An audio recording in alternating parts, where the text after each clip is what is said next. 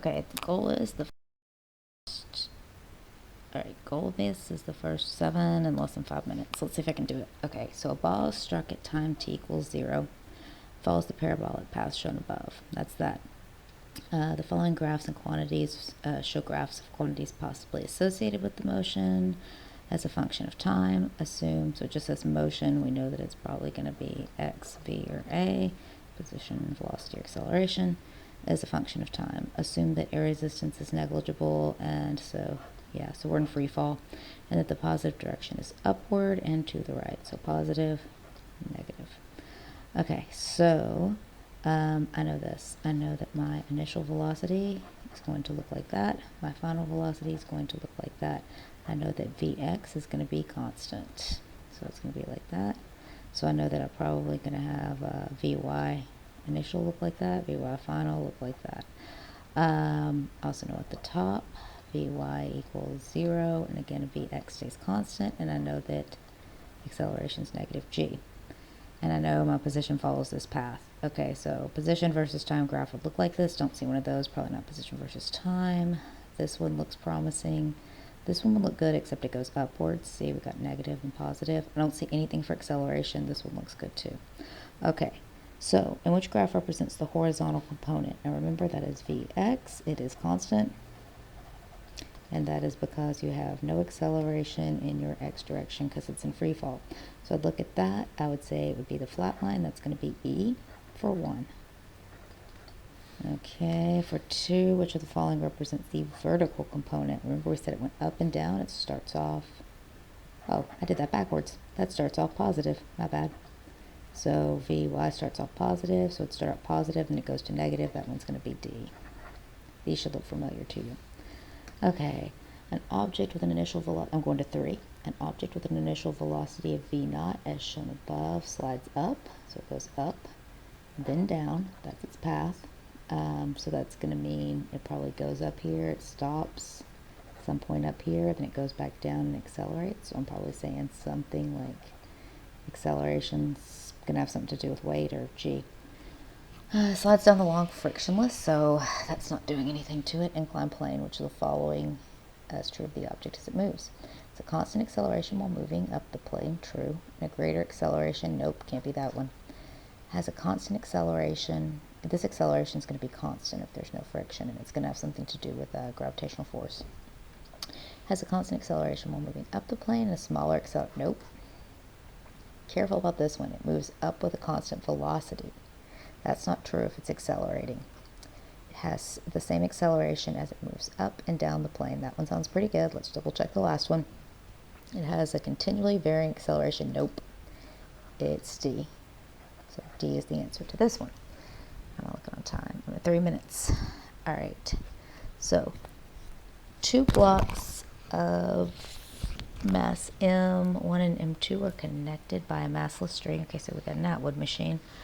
That passes over a wheel of mass M as shown above. Okay, so the wheel has a mass, but it's frictionless. The string does not slip on the wheel and exerts force, torque, remember torque is R cross F, on the blocks. When the wheel is released, it, from the position, undergoes angular acceleration and rotates clockwise, so that means the acceleration on this block is going to be this way, the acceleration on this block is going to be that way. Okay, which of the following is correct?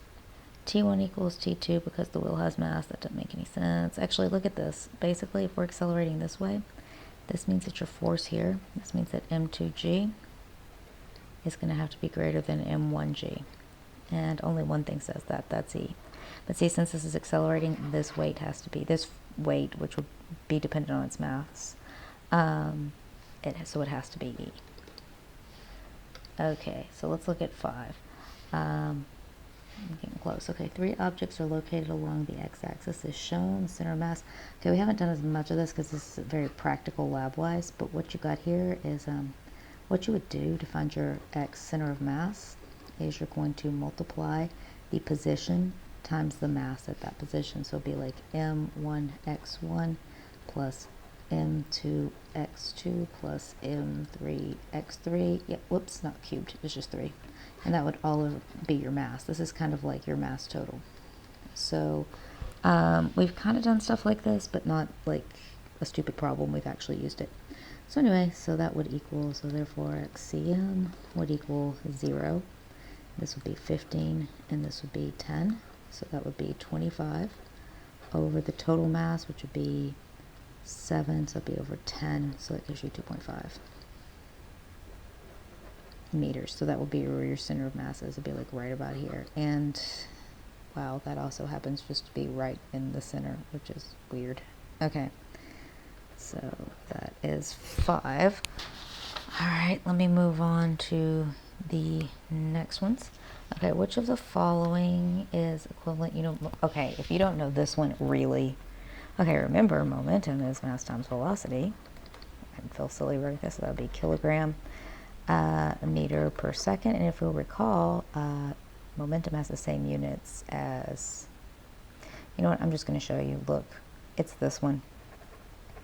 It's a Newton times a second. That's because a Newton is a kilogram meter over second squared times a second. Hey, look, that is momentum. All right. Let's see, and 7. Oh, I'm at 6 minutes. Oh, well. 2 objects are dropped from rest at the same height. Okay. This one's a little bit more intricate.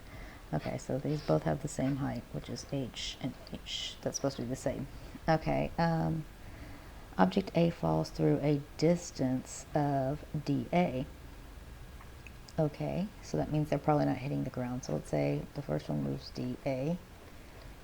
Okay, object B falls through a distance of dB, maybe greater, maybe less, we don't know. During a time, oh, this takes t. The other one takes 2t. Okay. Air resistance is negligible. That means it's in free fall.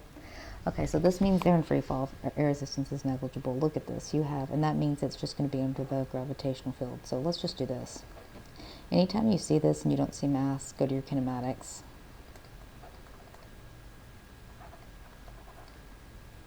Or I'll just put, because it's going up and down, whatever. Okay. We're going to say it starts from rest, negative g. Time, well, that's going to be dependent on each one. Okay, I guess here it's t, here it's 2t. Okay, and we're trying to find, we don't know about that. So we're trying to find the relationship between dA and dB. So I'm going to write an equation for this first. dA equals, what am I looking at? Well, look, this is the equation I'm going to use.